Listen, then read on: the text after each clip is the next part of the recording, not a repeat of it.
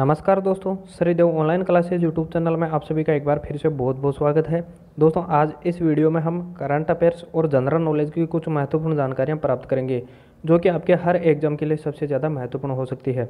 और हाँ दोस्तों, इस वीडियो में मैं हर क्वेश्चन पूरे समाधान के साथ लेकर आया हूँ ताकि आपको कहीं भी कोई दिक्कत नहीं आएगी। और हाँ, आपने मेरे चैनल को अभी तक सब्सक्राइब नहीं किया है तो प्लीज़ मेरे चैनल को सब्सक्राइब ज़रूर कर लें, क्योंकि आने वाला हर नया वीडियो सबसे पहले आपको मिल सके। और हाँ दोस्तों, आपको मेरा वीडियो कैसा लगता है आप कमेंट में मेरे को ज़रूर बताएंगे। इसी के साथ बढ़ते हैं आगे, देखते हैं आज का हमारा पहला क्वेश्चन है, वह राज्य सरकार जिसके द्वारा हाल ही में पुलिस कर्मियों के लिए स्पंदन अभियान प्रारंभ किया गया। दोस्तों, पहला क्वेश्चन का सही उत्तर हो जाएगा ऑप्शन नंबर 1, छत्तीसगढ़ राज्य सरकार। देखते हैं इसका पूरा समाधान। छत्तीसगढ़ राज्य सरकार द्वारा राज्य के पुलिस कर्मियों की शिकायतों की तुरंत समाधान और अवसादग्रस्त अधिकारियों को चिकित्सा उपचार परामर्श उपलब्ध कराने के उद्देश्य से स्पंदन अभियान प्रारंभ किया गया। इस अभियान के तहत पुलिस अधीक्षक प्रत्येक शुक्रवार को अपने जिले में परेड का आयोजन करेगा और इसके अतिरिक्त पुलिस कर्मियों के लिए योग कक्षाओं की व्यवस्था भी की जाएगी। केंद्रीय पर्यावरण मंत्रालय द्वारा शहरी क्षेत्र में वन भूमि विस्तार के लिए कौन सी योजना प्रारंभ की गई है। दोस्तों, सही उत्तर हो जाएगा ऑप्शन नंबर 2, नगर वन। देखते हैं इसका समाधान। 5 जून 2020 को केंद्रीय पर्यावरण वन और जलवायु मंत्रालय द्वारा शहरों में वन क्षेत्र को बढ़ाने के लिए नगर वन नाम से एक योजना की शुरुआत की गई। इसके तहत 200 शहरों को शामिल किया गया। इस परियोजना के संचालन के लिए शहरी क्षेत्र की बंजर भूमि को विकसित किया जाएगा और इसके लिए सार्वजनिक निजी भागीदारी के तहत अलग अलग क्षेत्रों की विशिष्ट वनस्पति सार्वभौमिक करते हुए देश में बढ़ावा प्रदान करना है। अगला क्वेश्चन हमारा है, कोहला पनबिजली परियोजना किस नदी पर स्थापित की जाएगी। दोस्तों, तीसरे प्रश्न का सही उत्तर हो जाएगा ऑप्शन नंबर 3, झेलम नदी पर। देखते हैं इसका समाधान। कोहला पनबिजली परियोजना पाक अधिकृत कश्मीर में क्षेत्र में स्थापित होने वाली 1124 मेगावाट क्षमता वाली पनबिजली परियोजना है। इस परियोजना के लिए चीन के थ्री गोर्ज कॉरपोरेशन, पाकिस्तान के कब्जे वाले कश्मीर पीओके प्राधिकरण और पीपीआईबी के बीच त्रिपक्षीय समझौता हुआ था। यह परियोजना झेलम नदी पर स्थापित की जाएगी, जिससे पाकिस्तान को प्रतिवर्ष 5 अरब यूनिट विद्युत आपूर्ति सस्ती दर पर प्रदान की जाएगी, ना कि फ्री में प्रदान की जाएगी। झेलम नदी पंजाब की 5 नदियों में सबसे पश्चिमी नदी है और यह नदी सिंधु की एक सहायक नदी भी है। Khelo India community coach development program की समय अवधि कितनी निर्धारित की गई है। तो दोस्तों, सही उत्तर हो जाएगा ऑप्शन नंबर 2, 25 दिन। 1 जून 2020 को खेल मंत्री किरेन रिजिजू ने देश भर के लिए 15,000 शारीरिक शिक्षा शिक्षकों और कोचों के लिए Khelo India community coach development program शुरू किया। यह कार्यक्रम पूरे देश में सामुदायिक प्रशिक्षकों और पीपीआई शिक्षकों के लिए 25 दिनों का लंबा समय कार्यक्रम है और यह कार्यक्रम मुख्यतः स्कूलों में शारीरिक शिक्षा को अधिक महत्व देने के लिए शुरू किया गया है। इस कार्यक्रम का संचालन मुख्यतः केंद्रीय मानव संसाधन विकास मंत्रालय और केंद्रीय युवा मामलात खेल मंत्रालय द्वारा संचालित किया जाएगा। देखते हैं अगला क्वेश्चन है, दक्षिण एशिया की पहली सीमा पार जाने वाले पेट्रोलियम उत्पादों की पाइपलाइन की लंबाई कितनी है। तो दोस्तों, सही उत्तर हो जाएगा option number 1, 69 kilometre, 69 kilometre. 69 kilometre लंबी मोतीहारी अमलेखगंज पाइपलाइन दक्षिण एशिया की पहली सीमा पार जाने वाली पेट्रोलियम उत्पादों की पाइपलाइन है। यह पाइपलाइन बिहार के मोतीहारी से नेपाल के अमलेखगंज को जोड़ती है। इस पाइपलाइन की क्षमता 2 मिलियन मीट्रिक टन प्रतिवर्ष है। अगला क्वेश्चन है, वह परियोजना जिसके तहत रूस द्वारा अपना प्रथम स्टेल्थ बॉम्बर विमान बनाया गया। दोस्तों, सही उत्तर हो जाएगा ऑप्शन नंबर 1, पाकड़ा। पाकड़ा का फुल फॉर्म है perspective aviation complex for long range aviation. इस परियोजना के तहत हाल ही में रूस ने अपना पहला स्टेल्थ बॉम्बर विमान बनाया। दोस्तों, पूरी जानकारी मैंने इसमें दे रखी है, आप ज़रूर देखें ध्यान से। बढ़ते हैं इसी के साथ आगे। अगला क्वेश्चन हमारा है, निम्नलिखित में से चित्ता प्रजाति की उप प्रजाति नहीं है। दोस्तों, क्वेश्चन को आप ध्यान से सुने, जरूर किसी एग्जाम में आ सकता है। कौन सी चित्ता प्रजाति की उप प्रजाति नहीं है। तो दोस्तों, सही उत्तर हो जाएगा ऑप्शन नंबर 4, पश्चिमी अफ्रीकी चीता। आपको मैं बता दूं, चीता अफ्रीका और मध्य ईरान में विचरण करने वाली बिल्ली है और ये 80 किलोमीटर से 128 किलोमीटर प्रति घंटा की रफ्तार से दौड़ने वाली सबसे तेज़ ज़मीनी जानवर है। दोस्तों, चीता प्रजाति की मुख्य 4 उप प्रजातियाँ होती है। पहली होती है दक्षिण पूर्व अफ्रीकी चीता, दूसरी होती है एशियाई चीता, तीसरी होती है पूर्वोत्तर अफ्रीकी चीता और चौथी होती है नॉर्थ वेस्ट अफ्रीकी चीता, जो कि अपने क्वेश्चन के ऑप्शन में नहीं दी गई थी। इसी के साथ हम बढ़ते हैं आगे।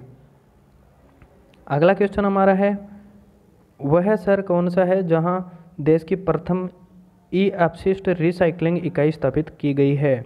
दोस्तों, सही उत्तर हो जाएगा ऑप्शन नंबर 2, बेंगलुरु में।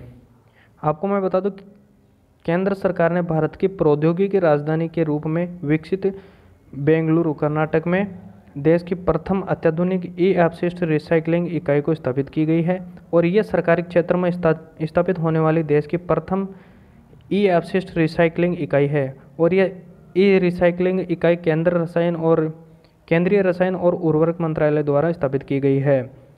इसी के साथ बढ़ते हैं आगे। अगला क्वेश्चन हमारा है, वह राज्य सरकार जिसके द्वारा खेल को एक औद्योगिक दर्जा प्रदान किया गया है? दोस्तों, सही उत्तर हो जाएगा ऑप्शन नंबर 1, मिजोरम राज्य सरकार। आपको मैं बता दूं, हाल ही में मिजोरम राज्य सरकार द्वारा राज्य में खेल क्षेत्र को बढ़ावा देने के लिए खेलों को उद्योग का दर्जा प्रदान करने वाले संबंधी प्रस्ताव को स्वीकार किया है और ये खेलों के समग्र विकसित प्रति राज्यों की प्रतिबद्धता को दर्शाता है। दोस्तों, मिजोरम राज्य को खेल के प्रति महान हितों के लिए जाना जाता है। देश का प्रथम राज्य कौन सा है जहां आपदा राहत उपकर अध्यारोपित किया गया है? तो दोस्तों, सही उत्तर हो जाएगा ऑप्शन नंबर 2, केरल राज्य में। आपको बता दूं, 1 जून 2019 से 2 वर्षों की समय अवधि के लिए केरल राज्य सरकार ने 5% से अधिक जीएसटी वाले जितने भी वस्तुएं थी उन पे 1% अतिरिक्त कर अध्यारोपित किया गया था। दोस्तों, इसके साथ ही केरल आपदा सेस लगाने वाला देश का सबसे पहला राज्य बन गया था, तो आप ज़रूर ध्यान रखेंगे। और दोस्तों, मैंने पूरी जानकारी इसमें दे रखी है, तो आप ज़रूर ध्यान से पढ़ेंगे तो आपको इसके पीछे 1-2 पॉइंट ज़रूर मिल जाएंगे, तो आपके हर एग्जाम में ये क्वेश्चन के रूप में ज़रूर काम आएंगे। बढ़ते हैं इसी के साथ आगे। अगला क्वेश्चन हम देखते हैं। अगला क्वेश्चन हमारा है, डिब्रू सैखोवा राष्ट्रीय उद्यान किस पूर्वोत्तर भारतीय राज्य में स्थित है? तो दोस्तों, सही उत्तर हो जाएगा ऑप्शन नंबर 1, असम में। डिब्रू सैखोवा राष्ट्रीय उद्यान भारत के पूर्वोत्तर राज्य असम के पूर्व में ब्रह्मपुत्र नदी के दक्षिणी तट पर स्थित है और यह एक जैव विविधता केंद्र भी है। डिब्रू सैखोवा राष्ट्रीय उद्यान विश्व के 19 जैव विविध हॉट स्पॉट वाले क्षेत्रों में से एक है और ये क्षेत्र अपने प्राकृतिक सौंदर्य और विविध अन्य जीवन के लिए विश्व भर में प्रसिद्ध भी है। दोस्तों, वर्ष 1999 में भारत सरकार ने इसे राष्ट्रीय उद्यान का दर्जा प्रदान किया था और दोस्तों, हाल ही में असम सरकार द्वारा इंडियन ऑयल लिमिटेड को नेशनल पार्क में प्रमुख अन्वेषण पर्यावरणीय स्वीकृति प्रदान की है और दोस्तों, ये पार्क भारत का एकमात्र ऐसा क्षेत्र है जहां जंगली घोड़ों का समर्थन किया जाता है। बढ़ते हैं इसी के साथ। अगला क्वेश्चन हमारा है, भारतीय मौसम विज्ञान की चेतावनी प्रणालियों को मुख्यतः कितने श्रेणियों में विभाजित किया गया है? तो सही उत्तर हो जाएगा ऑप्शन नंबर 1, 3 श्रेणियों में। और ये 3 श्रेणियाँ कौन कौन सी है मैं बता देता हूँ आपको। येलो अलर्ट, ऑरेंज अलर्ट और रेड अलर्ट, ये 3 श्रेणियाँ हैं, इनमें विभाजित किया गया है और बाकी पूरी जानकारी मैंने इसमें दे रखी है। आप डिटेल से ज़रूर पढ़ें ताकि आपको पूरा क्वेश्चन एक बार समझ में आ जाए। इसी के साथ हम बढ़ते हैं आगे, देखते हैं अगला क्वेश्चन। अगला क्वेश्चन है, नेशनल इंस्टीट्यूट ऑफ वायरोलॉजी द्वारा विकसित प्रथम स्वदेशी कोरोना वायरस टेस्ट किट कवच बनाया गया जिसका नाम क्या है? तो दोस्तों, सही उत्तर हो जाएगा ऑप्शन नंबर 2, एलिसा। इसकी पूरी विस्तृत जानकारी मैंने यहाँ दे रखी है। दोस्तों, नेशनल इंस्टीट्यूट ऑफ वायरोलॉजी एक विषाणु विज्ञान अनुसंधान संस्थान है जिसको हम पूर्व में वायरस रिसर्च सेंटर के नाम से जानते थे। इसने दोस्तों अभी कोविड-19 के लिए स्वदेशी रूप से एक एंटीबॉडी डिटेक्शन विकसित किया है जिसका नाम है कोविड कवच एलिसा। और दोस्तों, ये कोविड कवच एलिसा 2.5 घंटे के एक राउंड में 90 नमूनों का परीक्षण करने में सक्षम है। एलिसा का मतलब होता है दोस्तों एंजाइम लिंक्ड इम्यूनोएसो और पूरी जानकारी मैंने विस्तृत यहाँ पे दे रखी है, आप ज़रूर ध्यान से पढ़ेंगे इसको। उड़ीसा राज्य का वह नदी तट कौन सा है जिसके नज़दीक प्रतिवर्ष ओलिव रिडले कछुओं का प्रजनन चक्र संचालित होता है? दोस्तों सही उत्तर हो जाएगा ऑप्शन नंबर 2, रुशिकुल्या नदी। आपको बता दूं, उड़ीसा समुद्र तट पर प्रतिवर्ष लाखों ओलिव रिडले कछुआ प्रजाति द्वारा प्रजनन चक्र का संचालित होता है। ओलिव रिडले समुद्री कछुए हैं, उनको अपन प्रशांत ओलिव रिडले समुद्री कछुओं के नाम से भी जानते हैं। और दोस्तों ये मुख्य रूप से प्रशांत, हिंद और अटलांटिक महासागरों के गर्म जल में पाए जाने वाले समुद्री कछुओं की एक मध्यम आकार की प्रजाति है और ये मांसाहारी होते हैं। ये प्रजनन एक चक्र रुशिकुल्या नदी के मुहाने संचालित होता है। दोस्तों रुशिकुल्या नदी का उद्गम क्षेत्र दरिंगबाड़ी है, जिसे उड़ीसा का कश्मीर भी कहा जाता है। तो आप ज़रूर ध्यान रखेंगे, इंपॉर्टेंट पॉइंट है, किसी भी एग्जाम में आ सकता है। वह भारतीय प्रौद्योगिकी संस्थान कौन सा है जिसने ASTM मानक आधारित बैक्टीरिया निष्पादन में सक्षम फेस मास्क तैयार किया? दोस्तों सही उत्तर हो जाएगा ऑप्शन नंबर 1, IIT दिल्ली प्रौद्योगिकी संस्थान। IIT दिल्ली के स्टार्टअप नैनोसेव सॉल्यूशंस ने कोविड-19 के खिलाफ लड़ने के लिए रोगाणुरोधी मास्क विकसित किया है।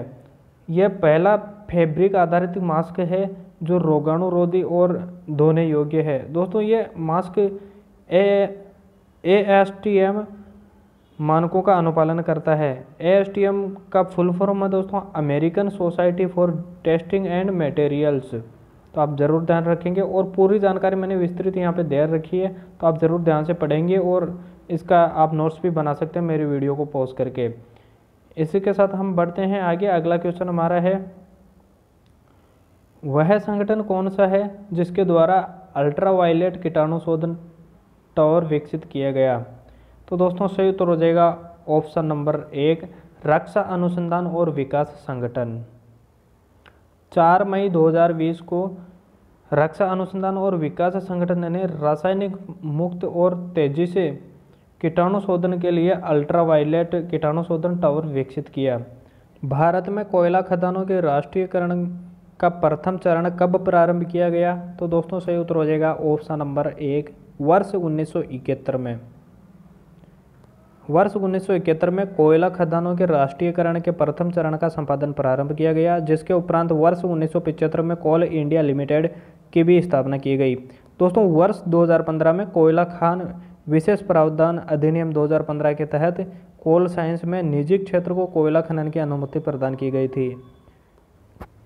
अगला क्वेश्चन है, वह जल प्रबंधन प्राधिकरण कौन सा है जिसे आधिकारिक तौर पर जल शक्ति मंत्रालय के अधीन लाया गया है?